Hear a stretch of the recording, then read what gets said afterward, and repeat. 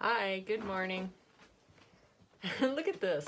As soon as I start talking, look who shows up. I didn't even invite you. You're such a good baby. Yeah, what a good girl you are. I feel really bad for Bat today because yesterday I had to leave her for a long time because I went to Toronto. Yes, I did. And went to the Elton John concert. What a fantastic show. So good. So good. But now that means today I have to really carve out some time for this one. Even though I took you for some good runs before, it was just too long to be by yourself, wasn't it? Yes. But very good baby. She doesn't chew anything, she doesn't wreck anything. But I think today she really misses Mummy. Yeah, missed the Mummy.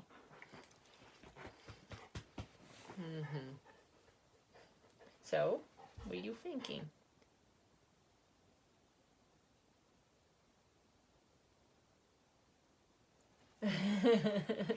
Awkward. Staring contest, she always has to back down first. It would just go on forever. So, hello. Welcome to the 31 Days of King Juggernaut, New York City.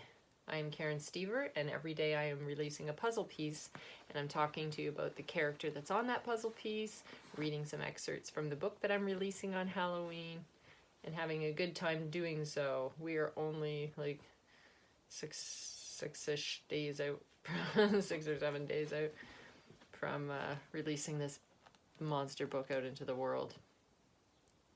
Thick thing. Isn't that crazy? Yeah. So, I thought I'd read from, today is, I'll read from the Jackalbat Army. Yeah, so I'm going to read, I'm going to talk to you about Scope. That is today's spider. So, Ian is in the children's hospital. He has ran into quite a few spiders there, and a lot of the spiders get sick, and Scope is the one that just a little too tough to go into the jar with the 6 spiders and prefers to walk alongside Ian. And she's quite a hero. So I will read from the Jackalbat Army. I talked to you about that in a previous video, when the jackals kind of... oh, I'm not going to get too much into that. I don't think I talked that much about it. You'll have to read the book.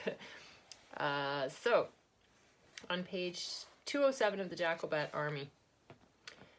As he returned to his doorway, he noticed Scope walking up behind Claw and Echo. Those are 2 of the other spiders.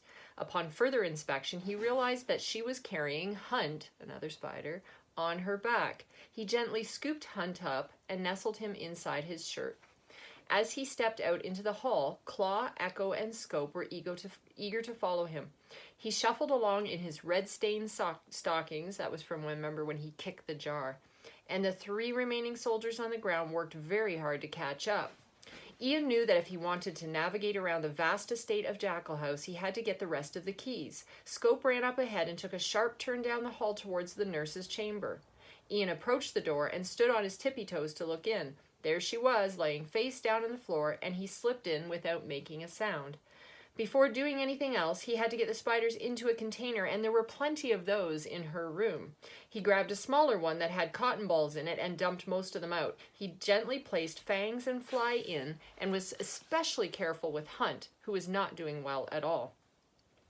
He then sat the jar down on the floor sideways by the other 3. Claw and Echo were weary, and they opted to take this free taxi to the next stop. Scope was vigilant and wanted to walk alongside Ian. She kept a close eye on the nurse in the event that she woke up. The problem was, the keys were scattered everywhere, but Ian quickly grabbed as many as he could. Just then, the nurse sucked in a big breath of air, and Ian thought he may get caught. She exhaled and continued to doze as he swallowed a big lump in his throat. He grabbed the jar from the floor and motioned for Scope to go in. She kept stepping away from it and kept close on Ian's heels instead. With a smaller jar in his hand, he was able to move a bit quicker. Scope moved just as fast now that she wasn't being slowed down by the sick ones. That is Scope.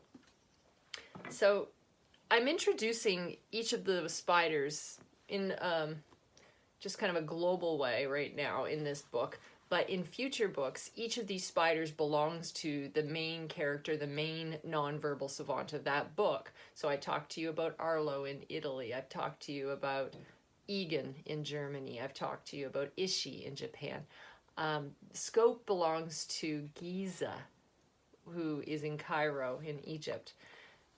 So that's her pal. And it's going to take place, so I told you each of the books happens like this, starts in October of 39, the next one's in December of 39, the next one's in February of 40, the next one's in April of 40, the next one's in June of 40, and in June of 40, that's around the time that Britain had took command in the Western Desert Forces, and Italy had gone into Cairo, and a bunch of things like that. And so Scope is Giza's spider. So Giza, just to introduce you to her a little bit, she is a lot like Ian, 9-year-old savant, who she has both a superpower like Ian, and she has a bit of a curse almost, or what people would see as a curse, because she hurts herself. All these kids hurt themselves in some way. If you're a parent of a child on the spectrum who has what you perceive to be behavioral issues, sometimes they do hurt themselves, and that as parents makes us super frustrated, because it's like, why are they banging their head? Why are they cupping their ears? Why are they cutting themselves? Why are they, like, what is going on inside their head that's making them feel this way? And I, in my imagination, not in fact, but in my imagination, prefer to view it as these children see something, much like when we see a ghost. I told you this in a previous video. A ghost or an alien comes walking into your room, you react a certain way, but when you're the only person that sees that in the room, the way the other people around you act is kind of what I'm getting at here, right? So it's, as parents or as just the family of these children, we're just like, what is going on? Like, they're suffering, they're tortured, they're hurt, they're sad, they're angry, they're scared. They're all of those things. And you know, what I try to do throughout this book series is not try to prove that they're seeing something else, but just in an imaginative way, view it as like, well, what if they're seeing something that we just don't see? And it's their superpower. So Giza, like Ian in her book in Egypt, she cuts herself. Like, it's pretty intense, and it becomes a little bit more intense with these children, where what they are set out to do is really hard. The messages that come at them from the universe are really intense, and then they can't communicate it properly because they're nonverbal. And so it really makes for a complicated scenario. So, but Giza is a great interpreter, and she reads things, and so she has extraordinary sight. And so I thought that it would be cool to have her spider named Scope, and because Scope sees everything that's going on and can be the extra set of eyes. And so on the back of Scope is a white pattern with eyes back there. So even when I'm gonna call her Scoop. Even when Scope is walking forward down the hall, it looks like she's still looking at you because the eyes are on the back of her abdomen. So she's walking down the hall, but there's a set of eyes that are kind of like still looking at you going down the hall. And like Giza, she sees absolutely everything, much like a mother with eyes in the back of their head. So that's my video about Scope the spider today. I hope that you guys will grab this book. It is in my store, and I'm going to be doing the official release on Halloween, and I hope that you will join me for a Facebook Live where I can... It's my kind of version of a book release party that I want you to be involved in. I'm not doing anything Hollywood style. I'm not, having a bunch of people over. It's not my thing. I prefer to just, hang with Bat and hang with you guys. And talk to you a little bit more about, the book and some of the things that I would love to see happen. Okay, so have a great day, have a great night wherever you are, and I will talk to you tomorrow about the magpies. If you have the Idiot Savant record, you might recognize Magpies Raid the Penny Arcade. That's the magpies. I love, love, love them. Have a great night. Have a great evening. I'll talk to you soon. Oh, BB, come say Bat. B becomes A. B becomes A. Goodbye. Blah. Oh, sorry. We get something there. Hey, there's my bat baby. There's my bat baby of the bats. There she is. Hi, sweetie. Hi. Hi, honey. Hi, honey.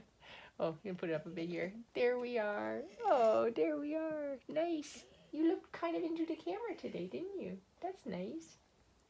Nicely done. Bye, guys.